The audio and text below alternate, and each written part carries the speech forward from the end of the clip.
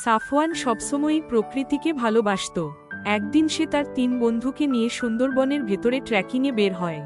সকালের নরম রোদ আর নদীর ঢেউ তাদের যাত্রাকে আরও রোমাঞ্চকর করে তোলে। ছোট একটি নৌকা ভাড়া করে তারা ম্যানগ্রোভের ভেতরে ঢুকে পড়ে। চারদিকে নীরবতা, শুধু পাখির ডাক আর পানির ছলাৎ ছলাৎ শব্দ।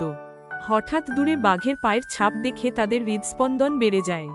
সবাই একটু ভয় পেলেও সাফওয়ান সবাইকে সাহস দেয়। শান্ত থেকো, বেশি শব্দ করো না।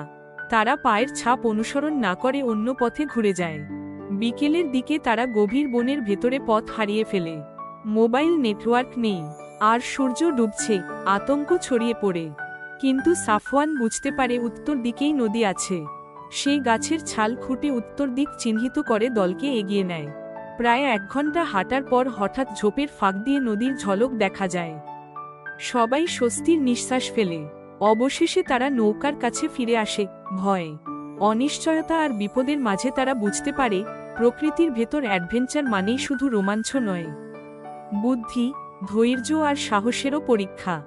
সেদিনের অভিজ্ঞতা তাদের জীবনের অবিস্মরণীয় স্মৃতি হয়ে রয়ে যায়।